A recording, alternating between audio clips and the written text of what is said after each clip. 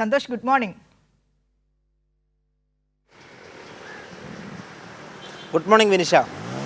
ഇന്നലെ red alert ഉണ്ടായിരുന്നില്ല നമ്മൾ ഗുഡ് മോർണിംഗ് കേരളത്തിൽ സംസാരിക്കുമ്പോൾ. പക്ഷേ സന്തോഷിൻ്റെ കയ്യിലൊരു കുടയുണ്ടായിരുന്നു. ഇന്ന് പക്ഷേ റെഡ് അലേർട്ടാണ്. സന്തോഷിൻ്റെ കയ്യിൽ കുട കാണാനില്ല. റെഡ് അലേർട്ട് പ്രഖ്യാപിച്ചപ്പോഴേക്കും മഴ മാറി നിൽക്കുന്ന സാഹചര്യമാണോ?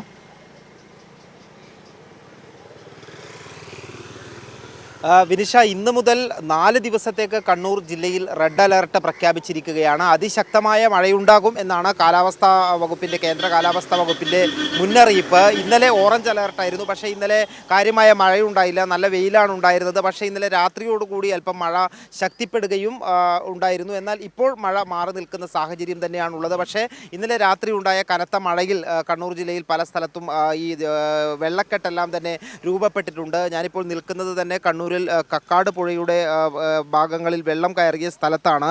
ഇവിടെ കക്കാട് നിന്നും മുണ്ടയാടിലേക്ക് പോകുന്ന പ്രധാന റോഡിൽ വെള്ളം കയറിയിട്ടുണ്ട്. ഇന്നലെ ഇതിൽ കൂടുതൽ വെള്ളമുണ്ടായിരുന്നു. വാഹന ഗതാഗതത്തെ ഉൾപ്പെടെ ബാധിച്ചിരുന്നു. ഇന്ന് രാവിലെ മഴ മാറി നിൽക്കുന്നത് കൊണ്ടാണ് വെള്ളം അല്പം ഇറങ്ങിയത്. ഇതുപോലെ തന്നെ ജില്ലയുടെ പല ഭാഗത്തും മഴയുമായി ബന്ധപ്പെട്ട നാശനഷ്ടങ്ങൾ, വെള്ളക്കെട്ടുകൾ, അതോടൊപ്പം തന്നെ മരം പൊട്ടി വീണുണ്ടാകുന്ന ഈ വീടുകൾക്കുള്ള നാശനഷ്ടം തുടങ്ങിയ കാര്യങ്ങളും റിപ്പോർട്ട് ചെയ്തിട്ടുണ്ട്. ഏതായാലും കണ്ണൂർ ജില്ലയിലെ വിദ്യാഭ്യാസ സ്ഥാപനങ്ങൾക്ക്, കോളേജുകൾ ഒഴികെയുള്ള വിദ്യാഭ്യാസ സ്ഥാപനങ്ങൾക്ക് ഇന്ന് ജില്ലാ കളക്ടർ അവധി പ്രഖ്യാപിച്ചിട്ടുമുണ്ട്. ഇന്നലെയും വിദ്യാഭ്യാസ സ്ഥാപനങ്ങൾക്ക് അവധിയായിരുന്നു. ഏതായാലും മഴ പൂർണ്ണമായും മാറിയിട്ടില്ല. മൂടിക്കെട്ടിയ അന്തരീക്ഷം തന്നെയാണുള്ളത്.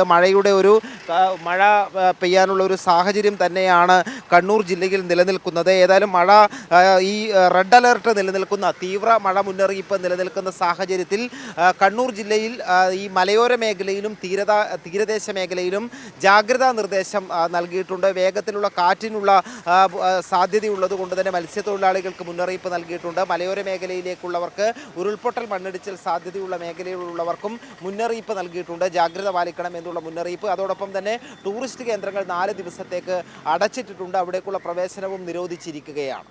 വിനിഷ.